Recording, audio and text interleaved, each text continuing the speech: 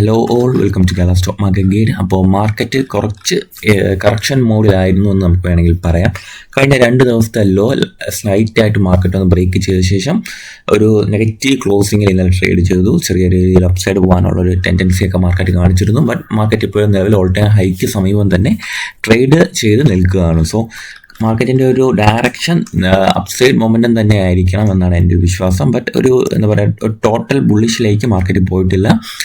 3 ദിവസം മുന്നേ ആയ വലിയൊരു ബുള്ളിഷ് ക്യാൻഡിൽ നമുക്കിവിടെ കാണാം. അതിനുശേഷം മാർക്കറ്റ് ആ ഒരു ഹൈക്ക് മുകളിൽ ട്രേഡ് ചെയ്ത് അപ്സൈഡ് മൊമെൻറ്റം എടുക്കാനായിട്ടുള്ള ഒരു ടെൻഡൻസി കാണിക്കുന്നുണ്ട്. അപ്പോൾ നമുക്ക് ഇന്നത്തെ കാര്യങ്ങൾ ചർച്ച ചെയ്യുകയാണെങ്കിൽ ഗ്ലോബൽ മാർക്കറ്റ് എല്ലാം US മാർക്കറ്റ്സ് എല്ലാം ഇന്നും ഒരു നെഗറ്റീവ് ക്ലോസിങ്ങിൽ തന്നെയാണ് നിൽക്കുന്നത്. പല S&P 500 and Dr John's future എല്ലാം ഒരു ന്യൂട്രൽ ടു ബെയറിഷ് എന്നുള്ള സ്റ്റേജിൽ നിൽക്കുകയാണ്. യൂറോപ്യൻ മാർക്കറ്റ് ടോട്ടലി ബെയറിഷ് ആണ്. അപ്പോൾ നമുക്ക് ഏഷ്യൻ മാർക്കറ്റ്സിൽ നോക്കുകയാണെങ്കിൽ ഹാങ്സങ് ആൻഡ് സ്ട്രൈറ്റ് ടൈംസ്, നിക്കി എല്ലാം ഒന്ന് പോസിറ്റീവാണ്. ആൻഡ് തായ്വാൻ വെയിറ്റഡ് നോക്കുകയാണെങ്കിൽ സൈറ്റ്ലി പോസിറ്റീവാണ്. അപ്പം നമ്മുടെ ഒരു ടോട്ടൽ ഓവറോൾ മാർക്കറ്റ് ഏഷ്യയിൽ കണ്ടീഷനിൽ പോസിറ്റീവ് ആണെങ്കിലും ഗിഫ്റ്റ് നിഫ്റ്റി ട്രേഡ് ചെയ്യുന്നത് 24 പോയിന്റ്സ് ഡൗൺ ആണ്. മേ ബി നമുക്കും അതിൻ്റെ ഒരു റെസംബ്ലൻസ് നമുക്കും ഉണ്ടാവാം. നമ്മൾ മേ ബി ഒരു 20-30 പോയിന്റ്സ് ഡൗൺ സൈഡ് ആയിരിക്കും മാർക്കറ്റ് ഓപ്പൺ ചെയ്യുന്നത്. അപ്പോൾ മാർക്കറ്റിന് ഇനി ഡൗൺ സൈഡ് ക്ലോസ് ചെയ്ത് കഴിഞ്ഞാലും എന്തായിരിക്കും ഫ്യൂച്ചർ എന്നുള്ള കാര്യം, അല്ലെങ്കിൽ എന്തായിരിക്കും ഇന്നത്തെ ട്രേഡിംഗ് കണ്ടീഷൻ എന്ന കാര്യം നമുക്ക് നോക്കാം.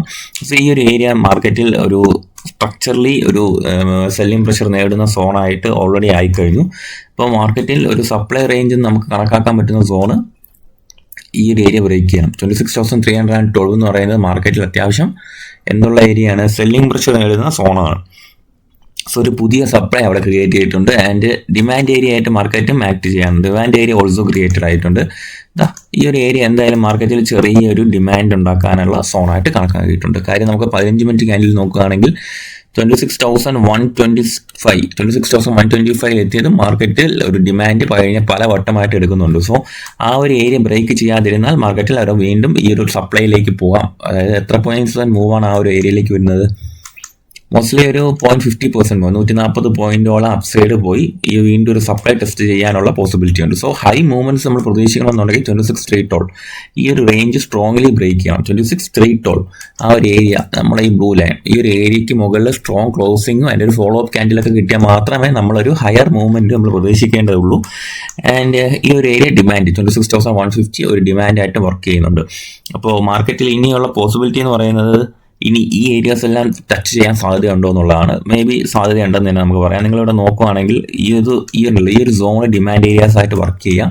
25,750 എന്നുള്ള സോൺ ഒരു ഡിമാൻഡ് ഏരിയ ആയിട്ട് പ്രോപ്പർലി വർക്ക് ചെയ്യാം. കാര്യം ഒരു ഇൻഡ്യൂസ്മെന്റ് ഏരിയ പോലെ ഈ ഏരിയ നിൽക്കുന്നുണ്ട്, കണ്ടല്ലേ?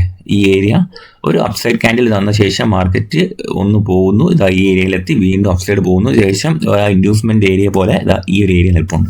സോ മേ ബി മാർക്കറ്റ് എന്ത് ചെയ്യാം, ഈ ഒരു സോണിലേക്ക് വന്ന് ടെസ്റ്റ് ചെയ്യാനുള്ള പോസിബിലിറ്റി ഉണ്ട്. അത് നമുക്കത് ഒഴിവാക്കാൻ പറ്റത്തില്ല. മേ ബി ഈ ഒരു ഏരിയ 25,790 എന്നുള്ള സോണ് മേ ബി ഒന്ന് ടെസ്റ്റ് ചെയ്യാനുള്ള ഒരു പോസിബിലിറ്റി നമുക്കിവിടെ കാണുന്നുണ്ട്. 25,750 to 770 ഒരു 25-30-50 പോയിന്റ്സ് എന്ന് പറയുന്നത് ഒരു ഡിമാൻഡ് ക്രിയേറ്റ് ചെയ്യാവുന്ന ഒരു സോണാണ്. സോ മാർക്കറ്റ് ഡൗൺ സൈഡ് വരുവാണെങ്കിൽ ഈ ഏരിയ ബയേഴ്സിന് ബെറ്റർ ഏരിയ ആയിരിക്കും. ഓക്കെ, സോ അപ്പോൾ ആ 2 ഏരിയ മാത്രമേ തൽക്കാലം ഞാൻ ഡിസ്കസ് ചെയ്യാം.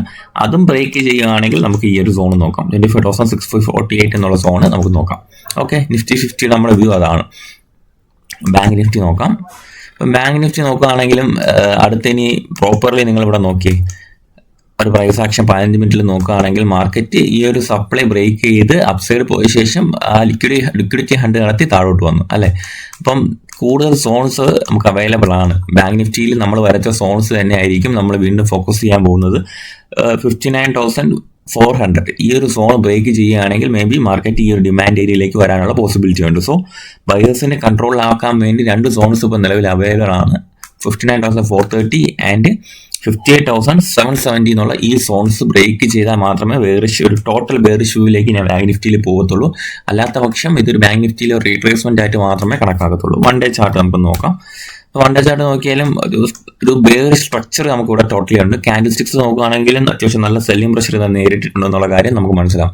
60,000 അല്ലെങ്കിൽ 60,114, 60,000 എന്ന് പറഞ്ഞാൽ ഒരു 100 റേഞ്ചിലാണ്. 60,000 to 60,100. അപ്പോൾ ആ റേഞ്ച് എത്തപ്പോഴത്തേക്കും മാർക്കറ്റിന് ഒരു സെല്ലിംഗ് പ്രഷർ ഉണ്ട്. സോ അപ്പം ക്യാൻഡിൽ നോക്കുകയാണെങ്കിൽ അത്യാവശ്യം ബെയറിഷ് നല്ല അത്യാവശ്യം നല്ലൊരു വെരി സ്ട്രക്ചർ ക്യാൻഡിലാണ് വന്നേക്കുന്നത്. അപ്പോൾ നമ്മൾ അതുകൊണ്ട് ഭയപ്പെടേണ്ട ആവശ്യമൊന്നുമില്ല. ഈ രണ്ട് സപ്പോർട്ട് ഹോൾഡ് ചെയ്യുന്നുണ്ടോ എന്ന് നമുക്ക് നോക്കാം. കാര്യം നിങ്ങൾ നോക്കിക്കണ്ടില്ലേ, ഇത്രയും വലിയൊരു ബുള്ളിഷ് മൊമെന്റം തന്ന ശേഷം മാർക്കറ്റ് ഒന്ന് പോസ് ചെയ്യുന്നതാവാനുള്ള പോസിബിലിറ്റി ഉണ്ട്. അപ്പം ഒരു 2-3 ദിവസം കൂടെ മേ ബി ഇങ്ങനെ ഒരു ലാഗിങ് മൂവ്മെന്റ്സ് തന്ന ശേഷമായിരിക്കാം മാർക്കറ്റ് അപ്സൈഡ് പോകുന്നത്. ഓക്കെ, അപ്പോൾ ഈ രണ്ട് നിഫ്റ്റിയിലെയും ബാങ്ക് നിഫ്റ്റിയിലെയും വ്യൂ മനസ്സിലാക്കിയിട്ട് മാത്രമേ മുൻപോട്ട് പോകാവൂ. സ്വിംഗ് ട്രേഡുകളും കൂടുതൽ എടുക്കാവൂ. അപ്പോൾ ഇന്ന് പ്രധാനപ്പെട്ട എന്തെങ്കിലും സ്റ്റോക്സോ ന്യൂസസോ ഉണ്ടോ എന്ന് പരിശോധിക്കുമ്പോഴത്തേക്കും നമുക്ക് മനസ്സിലാവുന്നത്, ബജാജ് ഹൗസിംഗ് ഫിനാൻസിൻ്റെ പ്രൊമോട്ടറിന് ഒരു 2% സ്റ്റേക്ക് സെല്ല് ചെയ്യുന്നുണ്ട്. മോസ്റ്റ്ലി 16.66 കോടി ഷെയറാണ് സെല്ല് ചെയ്യാൻ തുടങ്ങുന്നത്. ഡിസംബർ 2 തൊട്ട് ഇന്ന് തൊട്ട് തുടങ്ങുന്നതായിരിക്കും. അതായത് minimum public share holding norms ഒരു കംപ്ലീറ്റ് ചെയ്യാൻ വേണ്ടിയിട്ടാണ് ആ സെല്ലിംഗ് നടത്തുന്നത്. ശേഷം കാർ സെയിലുകളുടെ ഒരു ഫിഗർ വന്നിട്ടുണ്ട്. ഹുണ്ടായി എന്ന് പറയുന്നത് മോസ്റ്റ്ലി 66,840 യൂണിറ്റ് നടത്തിയിട്ടുണ്ട് മോസ്റ്റ്ലി നവംബർ 2025 മാസത്തിൽ. അപ്പം അതിൻ്റെ കൂടുതൽ തന്നെ ഡിമാൻഡ് SUV ഡിമാൻഡും എക്സ്പോർട്ടും അത്യാവശ്യം ഉള്ളതുകൊണ്ടാണ് ഈ ഒരു ഫിഗറിലേക്ക് അവർക്ക് എത്താൻ കഴിഞ്ഞത്. അപ്പം ഒരു കമ്പനി സെൽ ചെയ്ത വോളിയം വെച്ച് നോക്കുമ്പോൾ ഇന്ത്യയിൽ തന്നെ 2ാമത്തെ കാർ മേക്കറായി കണ്ടിന്യൂ ചെയ്യാനായിട്ട് അവർക്ക് ഇങ്ങനത്തെ ഒരു ഫിഗർ കൊണ്ട് കഴിഞ്ഞിട്ടുണ്ട്. പിന്നെ ടാറ്റ മോട്ടോഴ്സ് പാസഞ്ചർ വെഹിക്കിളിൻ്റെ ഡേറ്റ പറയുന്നത് 26% ഇൻക്രീസ് ഉണ്ടായിട്ടുണ്ട്. അതായത് 59,199 യൂണിറ്റ് SUVs അടക്കം ഡൊമസ്റ്റിക് പാസഞ്ചർ വെഹിക്കിൾസ് അവർ സെല്ല് ചെയ്തിട്ടുണ്ട്. ഓക്കെ, അപ്പോൾ അതും ഒരു ടാറ്റ മോട്ടോഴ്സിനെ സംബന്ധിച്ച് പോസിറ്റീവ് ന്യൂസ് ആയിട്ട് വരും. പിന്നെ ഭാഗ്യനഗർ ഇന്ത്യ എന്ന് പറഞ്ഞ കമ്പനിയെ കുറിച്ച് പലർക്കും അറിയാം. അപ്പോൾ അവർ 100% സ്റ്റേക്ക് അക്യൂർ ചെയ്യാനായിട്ട് ചെയ്തിട്ടുണ്ട്. അതായത് ഇതിലാണ് ടോപ്സൺ സോളാർ പ്രൈവറ്റ് ലിമിറ്റഡ് എന്നുള്ള കമ്പനിയിലാണ് അവർ അക്വിസേഷൻ നടക്കുന്നത്. അത് ബേസിക്കലി അവർ നോക്കുന്നത് സോളാർ ബിസിനസ്സിലേക്ക് ഫോക്കസ് ചെയ്യാൻ വേണ്ടിയിട്ടുള്ള ഒരു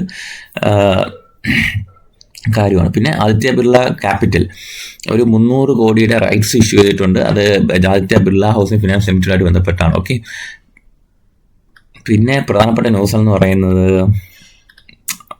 വളരെ പോസിറ്റീവായിട്ട് ന്യൂസ് എന്ന് പറയുന്നത് ഇത്രയൊക്കെ തന്നെ ഉള്ളൂ. ഇന്നത്തെ പ്രധാനപ്പെട്ട ന്യൂസസ് നമ്മൾ വെബ്സൈറ്റുകളിൽ ചെക്ക് ചെയ്യുമ്പോഴത്തേക്കും അത്യാവശ്യം എന്താ പറയുക, വലിയ പേടിക്കേണ്ട ഭയപ്പെടേണ്ട ന്യൂസുകളൊന്നും നിലവിൽ ഉണ്ടായിട്ടില്ല. ആൻഡ് സ്റ്റോക്സ് എല്ലാം നമുക്ക് ഫോക്കസിലുണ്ട്. ഈ ഒരാഴ്ച പോലും കൂടുതൽ സ്റ്റോക്സ് ഒന്നും എടുത്തിട്ടില്ല. വെയിറ്റിംഗ് തന്നെയാണ്. മാർക്കറ്റ് ഒന്നും കൂടെ ഒന്ന് പോട്ടെ എന്നുള്ള രീതിയിൽ വെയിറ്റ് ചെയ്യുക തന്നെയാണ് ചെയ്യുന്നത്. ഇപ്പോൾ നമ്മുടെ ഫോക്കസിലുള്ള ഡ്രിഡ്ജിങ് കോർപ്പറേഷൻ നമുക്ക് ഓൾറെഡി ട്രേഡ് എടുത്ത കാര്യം നമ്മൾ സൂചിപ്പിച്ചിട്ടുണ്ടായിരുന്നു. ഇപ്പോൾ ഹോൾഡ് ചെയ്യുന്നുണ്ട്. ഇന്നലെ ഇപ്പോൾ അത്യാവശ്യം നല്ലൊരു ക്ലോസിങ് കിട്ടിയിട്ടുണ്ട്. ഡ്രിഡ്ജിങ് കോർപ്പറേഷൻ 890 ആണ് ക്ലോസിങ് കിട്ടിയിട്ടുള്ളത്.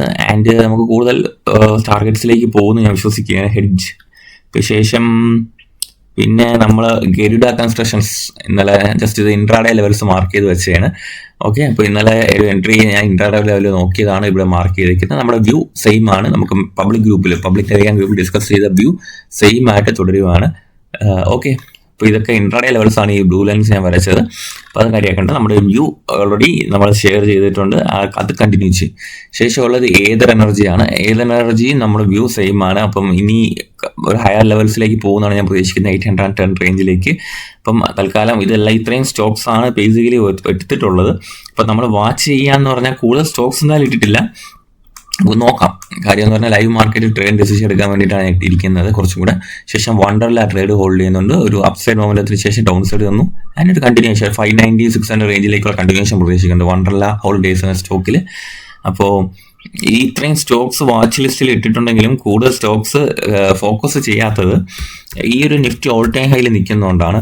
അപ്പോൾ അതൊന്ന് ആ ഒരു കണ്ടിന്യൂവേഷൻ ഉറപ്പായ ശേഷം കൂടുതൽ സ്റ്റോക്സ് ട്രേഡ് ചെയ്യാന്നുള്ള മൈൻഡ് സെറ്റിലാണ് ഇരിക്കുന്നത്. കാര്യം അല്ലാതെ നമുക്കിപ്പോൾ ഒരു ട്രേഡിംഗ് ഡിസിഷൻ നമുക്ക് എടുക്കാൻ കഴിയാത്തതുകൊണ്ട് ഒന്ന് വെയിറ്റ് ചെയ്തിരിക്കുകയാണ്. കാര്യം ഒന്ന് മാർക്കറ്റ് ആ ഒരു ഓൾ ടൈം ഹൈ ബ്രേക്കിൽ സ്ട്രെങ്ത്തോടെ നിലനിന്നാൽ മാത്രമേ ഞാൻ കൂടുതൽ സ്റ്റോക്സിലേക്ക് ഇൻവെസ്റ്റ് ചെയ്യാനായിട്ടുള്ള ധൈര്യം കാണിക്കത്തുള്ളൂ. ഓക്കെ, സോ അപ്പോൾ വൈകിട്ട് ഞാൻ മാക്സിമം നോക്കാം. കഴിഞ്ഞ 3-4 ദിവസമായിട്ട് നമ്മൾ പോസ്റ്റ് മാർക്കറ്റ് സെഷൻ ചെയ്യുന്നില്ല. അത് ചെറിയ സാങ്കേതിക പ്രശ്നങ്ങൾ ഉള്ളതുകൊണ്ടാണ് പോസ്റ്റ് മാർക്കറ്റ് സെഷൻ ഒഴിവാക്കുന്നത്. അപ്പോൾ നമുക്ക് നോക്കാം. ഇന്ന് ഏകദേശം ഇന്നോട്ടോ നാളത്തോട്ടോ അത് വീണ്ടും ഓപ്പൺ ആക്കാനുള്ള കാര്യം ശ്രമിക്കുന്നതായിരിക്കും. Okay, so thank U.